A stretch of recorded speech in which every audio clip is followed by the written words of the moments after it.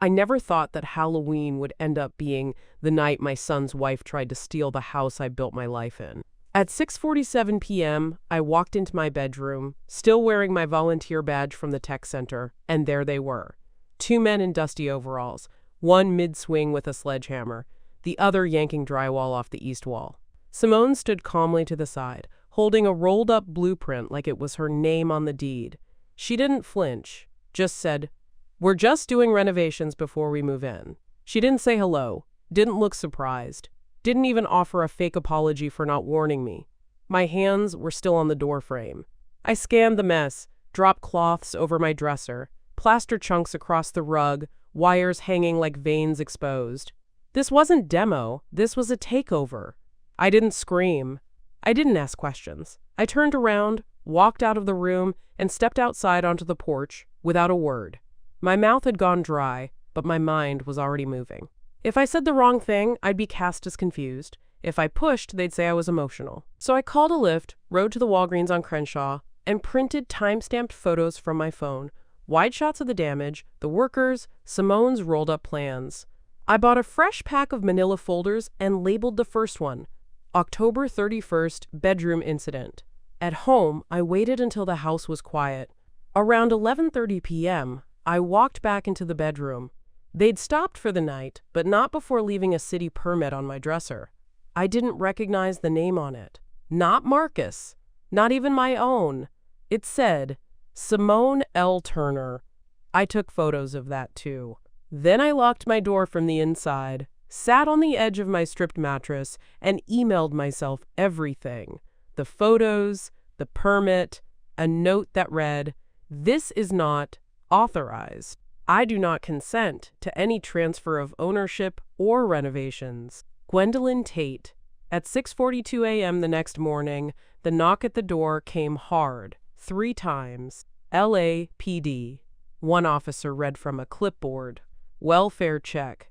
Report says an elderly woman may be living in unsafe conditions or showing signs of diminished capacity. Simone ran down the hallway in a robe, shrieking like she'd found a corpse. I just stood there. In my house. My house. 12 hours earlier, I'd locked my front door behind me at exactly 6:04 a.m., purse on my shoulder, laptop bag strapped across my chest, headed to St. Elmo's for my usual Thursday shift. It's the one day of the week I don't answer calls or cook breakfast. I reserve it for helping seniors set up their phones, reset Gmail passwords, and learn not to click on links promising free cash prizes. That morning, I brought banana bread for the staff, a printed worksheet on scam alerts, and a flash drive with backup slides for the afternoon workshop. It was supposed to be a steady day, uneventful, the kind I'd learned to treasure. I didn't rush. The 7:15 session had 8 regulars, and they liked to talk before they logged in.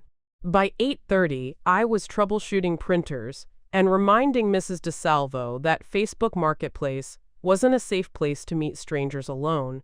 I had my hands full until lunch, then spent the afternoon helping a Korean War veteran set up voice-to-text on his tablet so he could message his daughter without typing. By 4:50 p.m., I was shutting down the desktop towers, collecting leftover handouts, and waving off Eliza, the center coordinator, who asked if I wanted to join the Friday potluck team.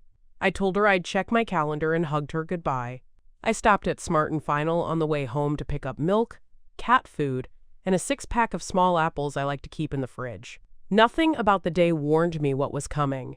No messages from Marcus. No strange calls. No alerts from the security camera over my garage, which Simone had insisted we install 6 months ago, for peace of mind. By the time I pulled into my driveway, the sun was low, and the neighborhood kids were already running up and down the sidewalks in their little costumes.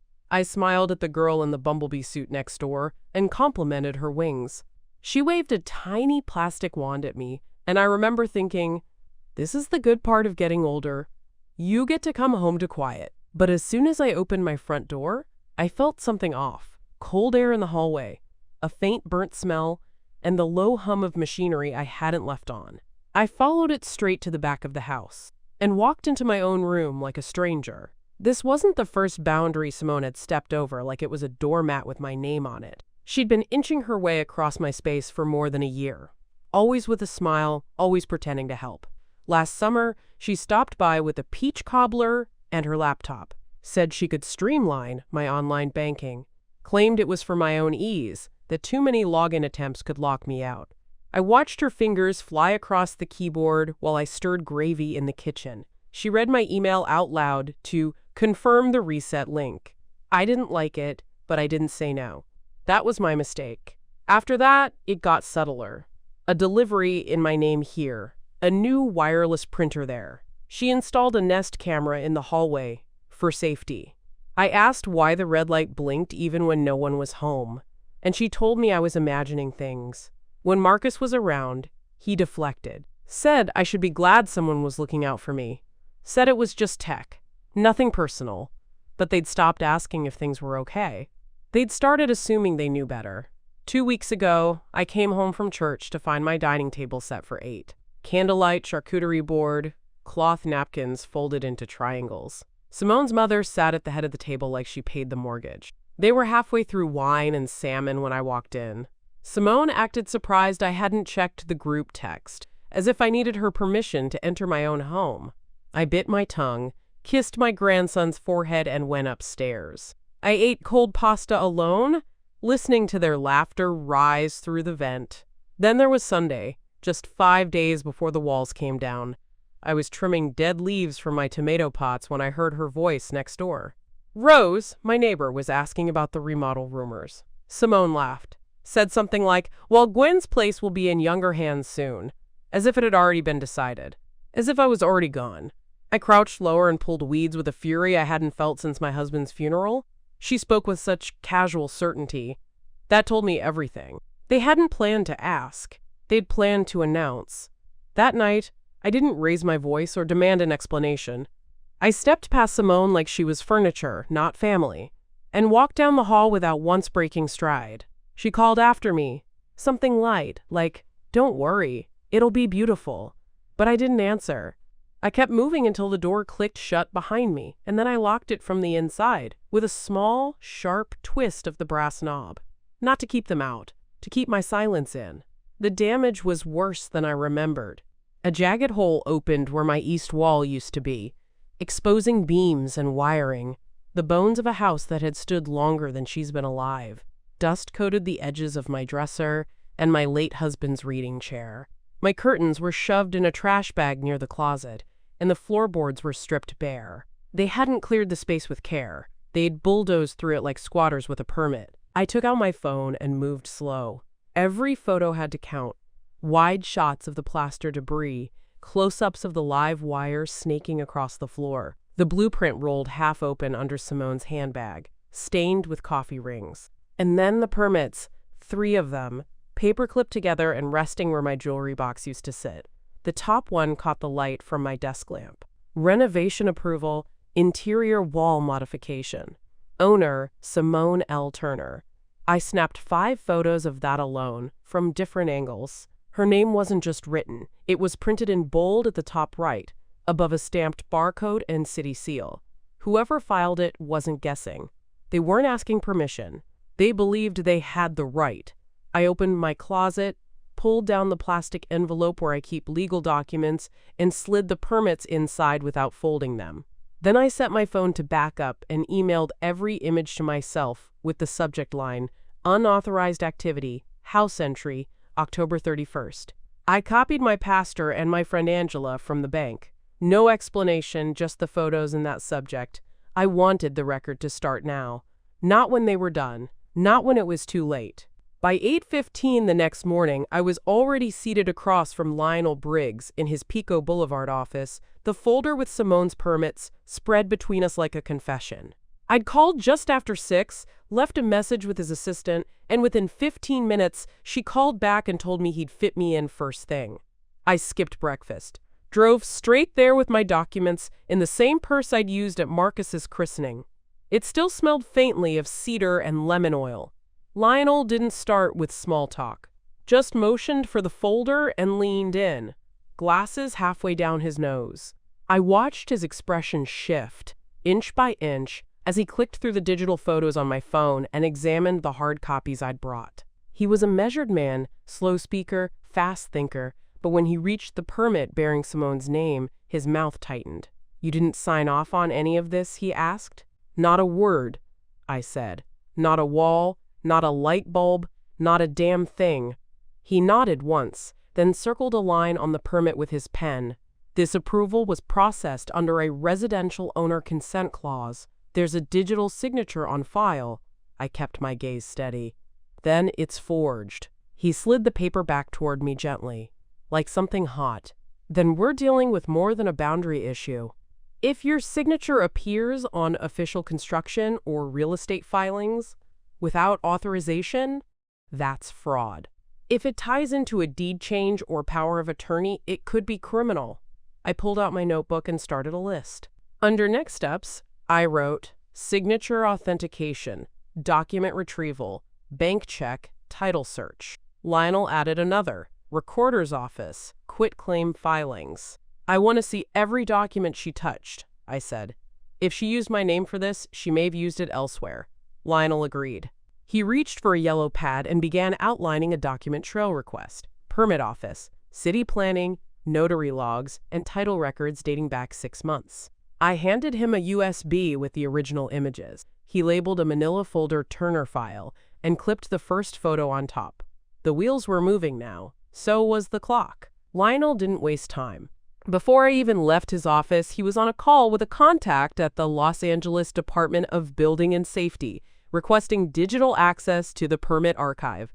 By the time I reached home, he'd already sent an email with screenshots. There, in the bottom left corner of the renovation approval form, was a block of text, authorized by Durable Power of Attorney, Gwendolyn Tate, dated September 3, 2025, notarized in Long Beach. My name was typed clean and sharp, just above a digital squiggle pretending to be my signature.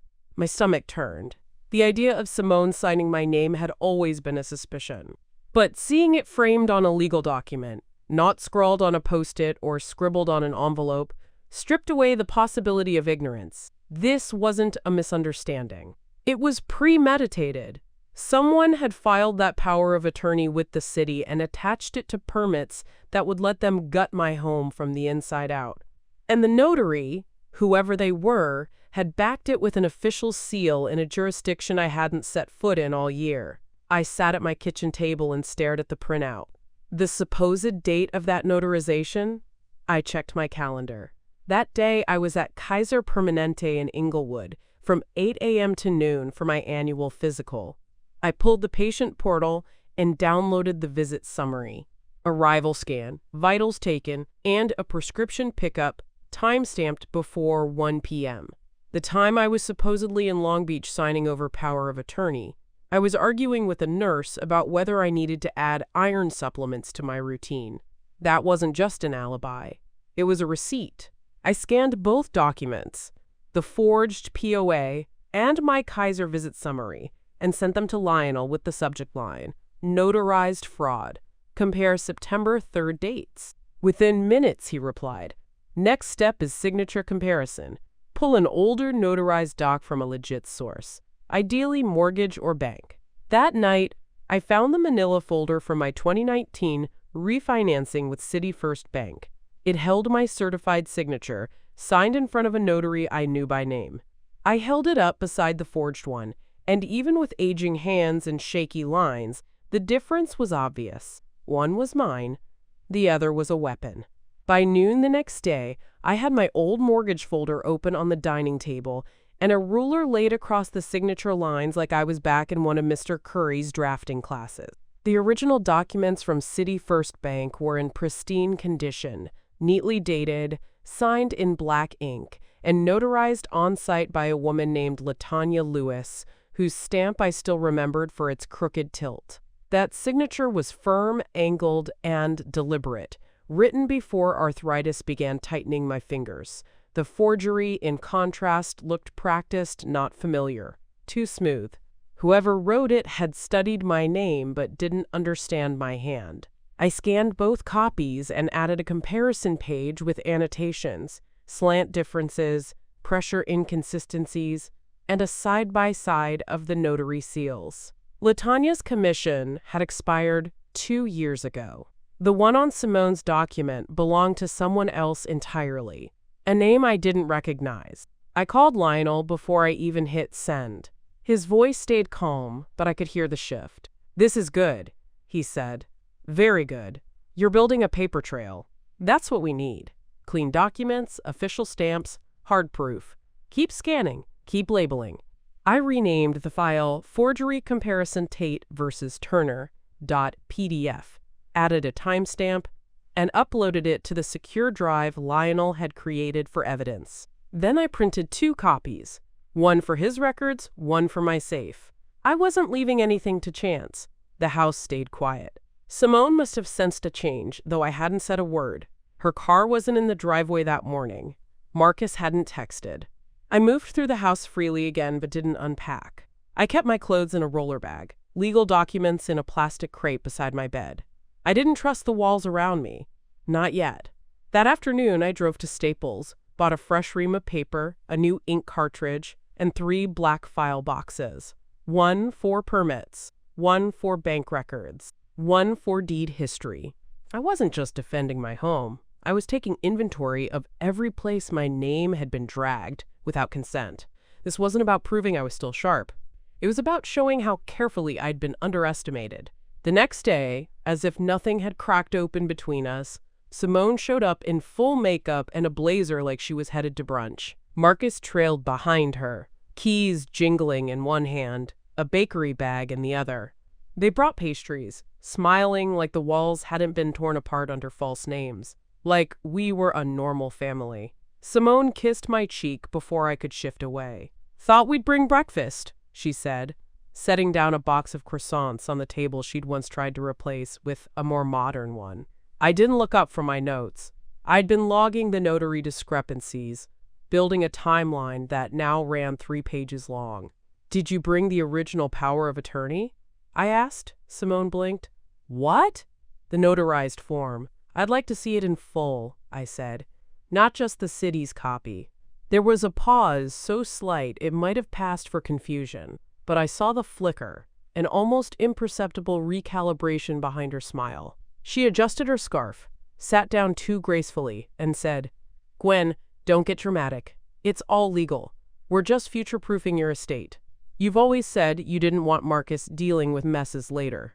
I let her finish. Her tone was light, coaxing, as if I was the one who'd overstepped. Marcus, who hadn't made eye contact since walking in, finally spoke. "We didn't mean to upset you, Ma. Simone said you signed the form last month. I didn't think." "You didn't think?" I repeated. "That's clear." He winced. Simone gave him a quick look, the kind you'd give a dog that barked at the wrong time. Then she turned back to me. "If you want to talk to a lawyer, that's fine. We have nothing to hide." I stood, walked over to the file box on the counter, pulled out the printed permit, and held it up without a word. Simone looked directly at it, but her eyes didn't move. She wasn't reading, she was stalling. Marcus took 1 step closer, peered over my shoulder, and when he saw his wife's name listed as owner, something dropped in his expression. He knew then. But it was too late for innocence. 2 days later, I sat at the small desk in the corner of my bedroom, the one that used to hold my tax folders, and Marcus's baby photos, now covered in Post-its and clipped packets of evidence. I started with the bank. I called Citi first and asked for a full statement of activity on my home equity line of credit, going back 90 days. The woman on the line, polite but guarded, confirmed she'd send the PDF to my email within the hour. I thanked her and opened a second browser tab for the county recorder's office. In the building off Imperial Highway, the woman behind the plexiglass barrier wore pink nails and a Bluetooth headset. She barely glanced up when I slid my ID and parcel number across the counter. "Looking for recent title transfers," I said, keeping my voice even. "Filed under Gwendolyn Tate." She typed without asking why. I watched the screen's reflection in the acrylic barrier, my name flickering under search results like it belonged to someone else. Then she stopped, squinted, and printed a document before sliding it through the slot. One glance, and my breath caught. Grantor, Gwendolyn J. Tate grantee, Marcus T. Turner date filed, October 12, 2025, instrument type, quitclaim deed. Additional clause, life estate reserved to grantor. It was worse than I imagined. The form said I had handed over full ownership of my house, with a small legal carve-out allowing me to remain until death. On paper, I had already surrendered it. There was no signature field left blank, no mark of hesitation, just a single page, filed, stamped, and sealed. I never signed this, I said, more to myself than to her. The clerk raised an eyebrow. Want a certified copy? Yes, I answered. 2. Back home, I scanned the deed alongside my verified signature from the 2019 refinancing. The forger had gotten bolder. Not only was the stroke work off, but the alignment was wrong. My name sagged just beneath the baseline, the kind of slip a tired hand makes when copying, not creating. I emailed Lionel the scans and marked them deed forgery, October 12th transfer. He replied 10 minutes later, Gwen, this is the start of a case. That night, just after 9, Lionel called. He rarely spoke by phone unless the matter was urgent or couldn't be summarized in writing. His voice was low, almost cautious, but steady. Gwen, we found something big, he began, pausing long enough to make me sit down. The signature on the quitclaim deed matches a forged notary stamp, one used in 2 elder property theft cases last year, both in L.A., both involving mobile notarizations. I didn't respond at first. I let the words settle like dust after demolition. Lionel continued, reading from the investigation summary his paralegal had compiled. Same notary ID number, same embossing error. The county flagged it after an audit in March. But by then, the notary had already disappeared. License revoked, no forwarding address. Used aliases, nobody's seen her since. That told me everything I needed to know about Simone. She hadn't just lied. She hadn't even bothered to forge quietly. She'd used a known fraud artist, a name red-flagged in county record, and assumed no one would bother to look that closely. To her, I was just another older woman who'd eventually fade into incapacity, grateful someone handled the paperwork. I pulled open the second file box, the one marked notary logs, and removed the 2 printouts I'd compiled from public databases. One showing LaTanya Lewis's notarizations from my 2019 refinance, and one listing every document linked to the rogue notary Simone had used. Same stamp, same license number, same fake legitimacy. The realization hid in layers.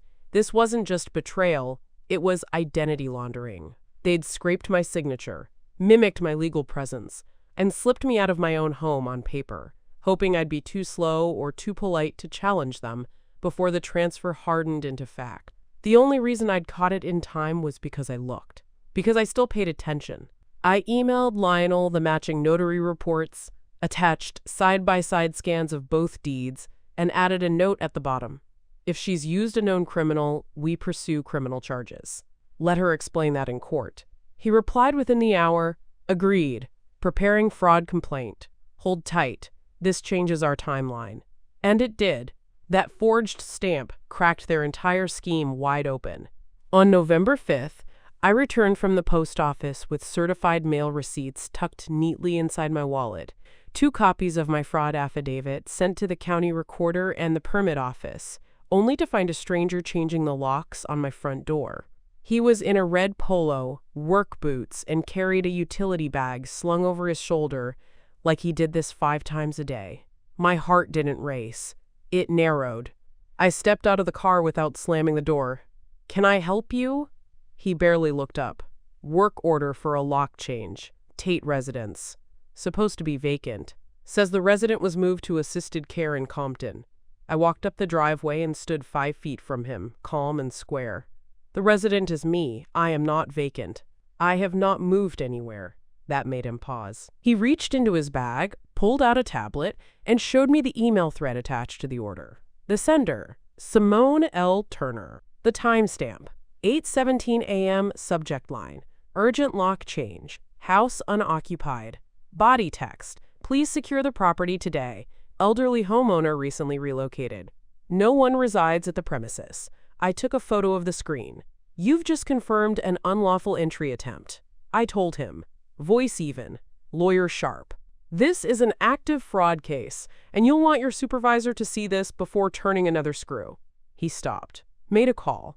After 5 minutes of back and forth, he packed up his tools and left without saying much more. I stood there until he pulled away, then checked the knob. He'd already removed the old hardware. I couldn't even lock the door behind me. Inside, I placed the photos of the email on top of the unauthorized access file and added the date.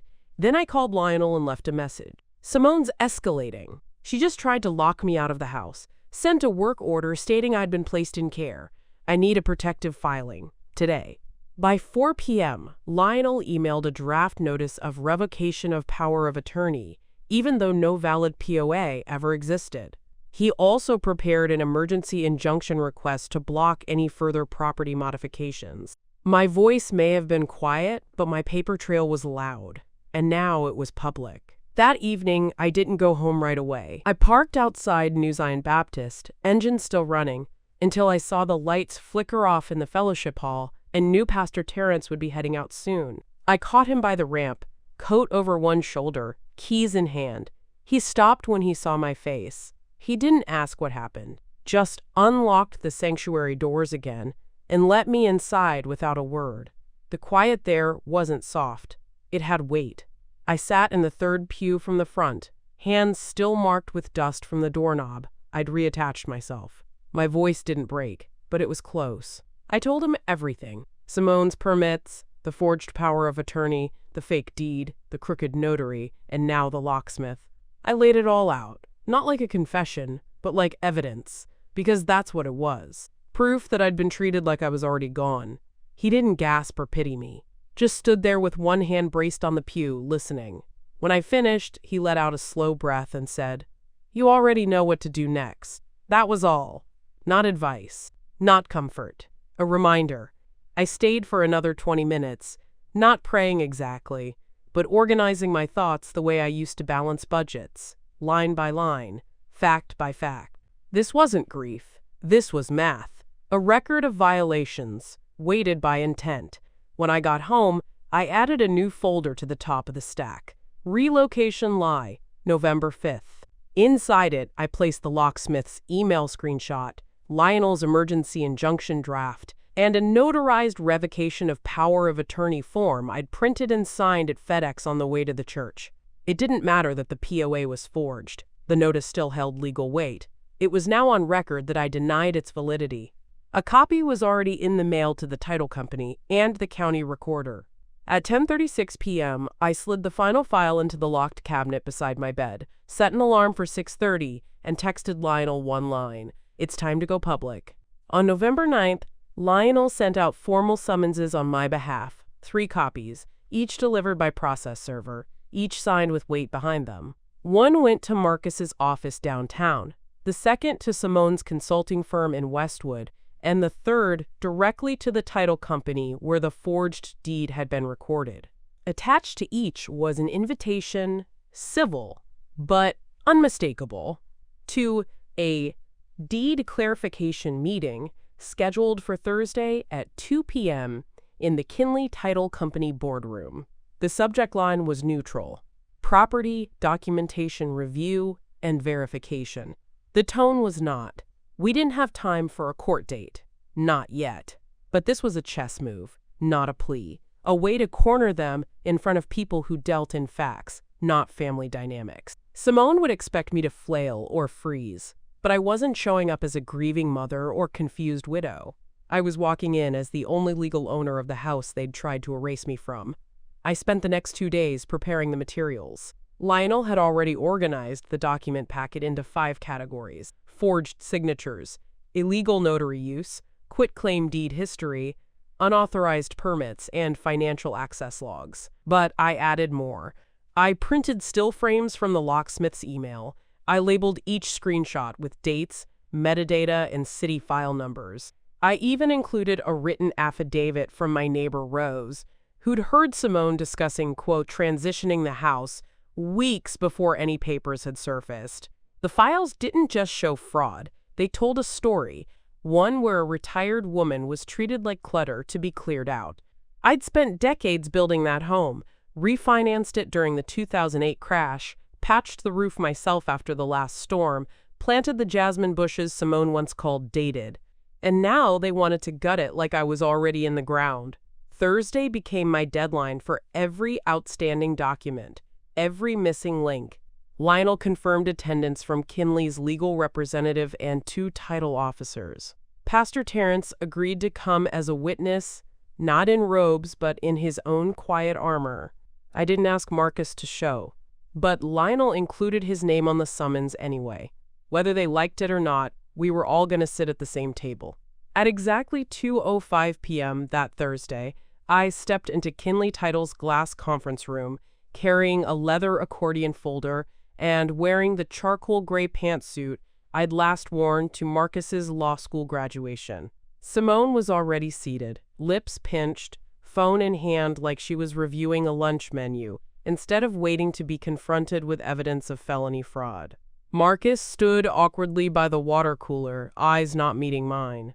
Pastor Terence sat near the end of the table, arms folded, nodding slightly when I walked in. Lionel arrived seconds behind me, briefcase in one hand, jaw set. The room smelled like fresh toner and coffee someone had let go cold. 2 title officers, M's, Herrera and Mr. Lynn, sat at the far end, quiet, polite, their notepads already open. No one made a joke. No one asked about the weather. This wasn't a family dispute anymore. It was documentation review. I sat down without a word and laid out 5 labeled folders in front of me. Each one color-coded, tabbed, and ordered. Bank statements, recorded deeds, POA analysis, permit photos, notary comparison. I slid them across the table one at a time, careful not to rush, careful not to speak until every folder had landed in reach of the title officers. Simone glanced down at the top folder like it might burn her fingers. Marcus reached for it first. His hand trembled slightly. I didn't look at either of them. I addressed the room.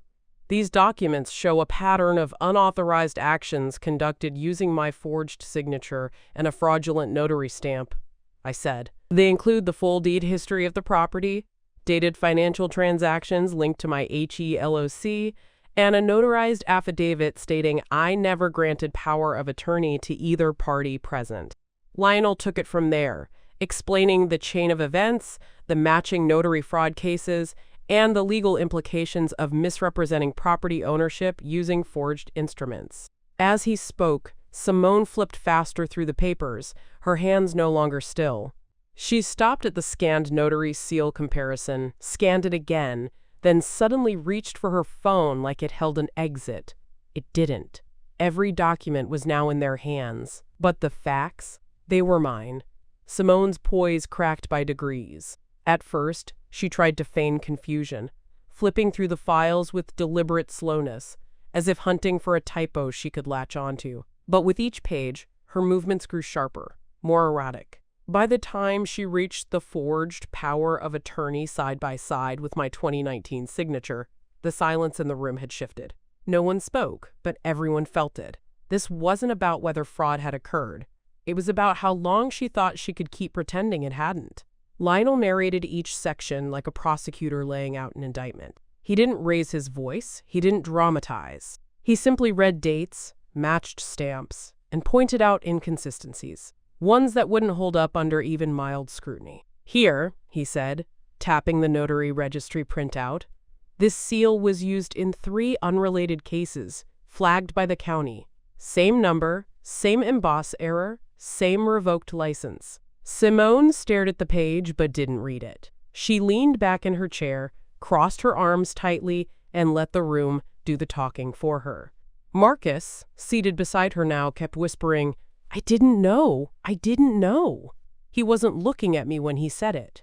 He was staring down at the notarized deed like it might start dissolving in his hands. I watched him finally understand that complicity isn't always loud. Sometimes it's just the choice to look away long enough for someone else to pull the pen. The title officer, Miss Herrera, took notes without expression, then paused to flip back to the earliest recorded filing. "This title transfer," she said slowly, "appears to have been processed under false authority. If Miss Tate neither signed nor authorized the quitclaim deed, and the notary used is confirmed invalid, then the transfer is void for cause." Her voice was steady, her words legal. But in that moment, they hit harder than any argument I could have made. Simone's hand snapped the folder shut. "This is insane," she muttered, barely above a whisper. Not denial, just disbelief that the performance had failed. But no one disagreed. The room had already decided who the owner was. The meeting ended without ceremony. No shouting, no dramatic exits. Just papers closed, chairs pushed back, and silence that carried more weight than anything said aloud. Simone stood first, grabbing her purse with a clenched jaw, eyes darting to the door like it owed her an apology. She didn't look at me. Not directly. Whatever story she had planned to spin had collapsed under the weight of her own signature. The room had offered her a seat at the table. She chose to sit in denial instead. Marcus lingered. His face was pale, his posture smaller than I'd ever seen it. He didn't defend her. He didn't even try. For a moment, he hovered behind her, as if caught between two lives, the one she built around control, and the one I had kept open for him far too long. When he finally turned to leave, he paused at the door. "I should have asked more questions," he said quietly, not as an excuse, but as a confession. "You still can," I replied. It was the only grace I had left for him, and I meant it. But I didn't step forward. This was a moment he needed to carry on his own. After they left, Ms. Herrera stayed behind to finalize the notes. She typed efficiently, eyes never leaving the screen. "We'll file a notice of voided transfer," she said. "You'll receive confirmation by next week. For now, our records reflect you as sole legal title holder." She slid a temporary verification across the table with my name printed clean and firm at the top. No footnotes, no asterisks, just the truth on paper. Lionel nodded toward it. "We'll move on filing charges separately: fraud, forgery, attempted theft.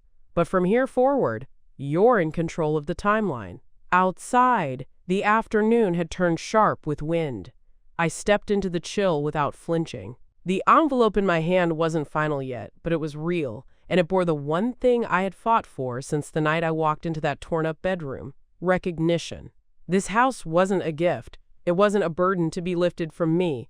It was earned, defended, and still mine.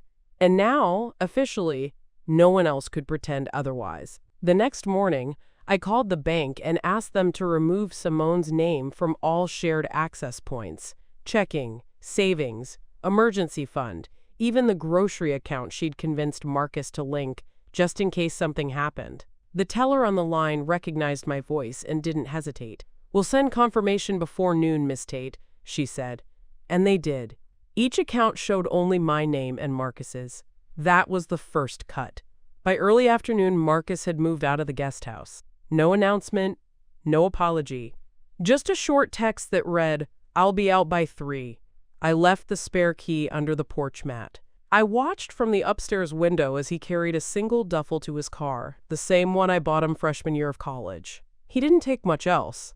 The silence between us held too many things to unpack now. Years of assumptions, silences, and choices that couldn't be walked back in one trip down the driveway. Lionel forwarded an email from Simone's attorney that evening.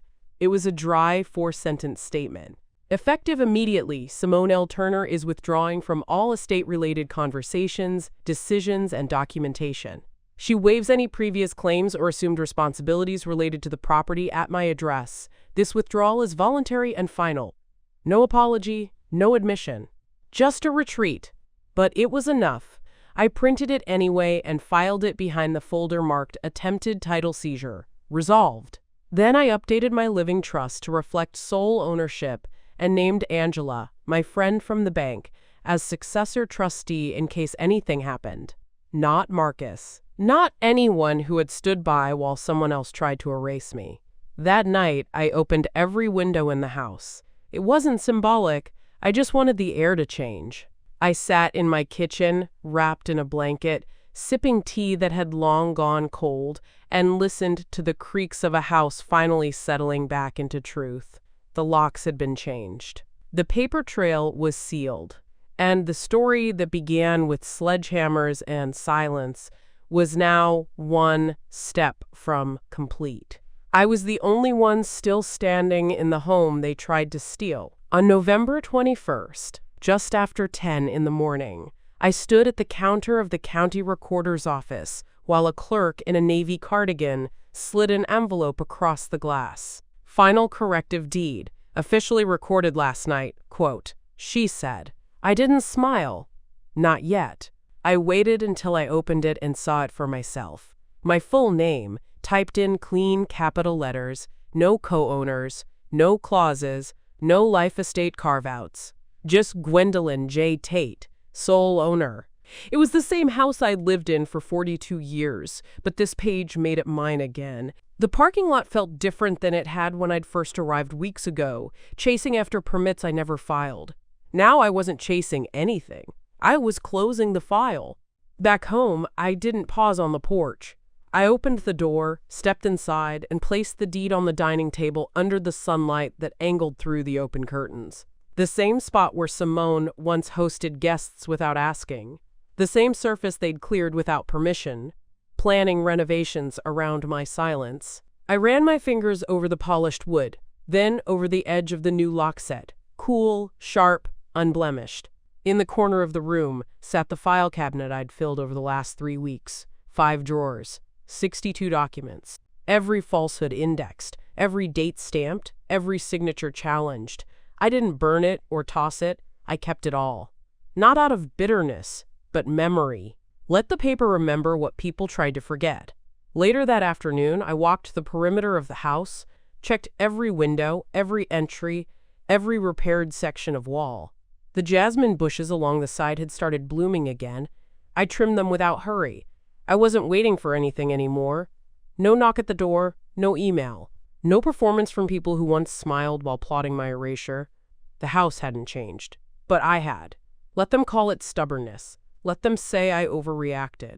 They won't say it to my face. Not with my name alone on the deed and a lock that only turns for me.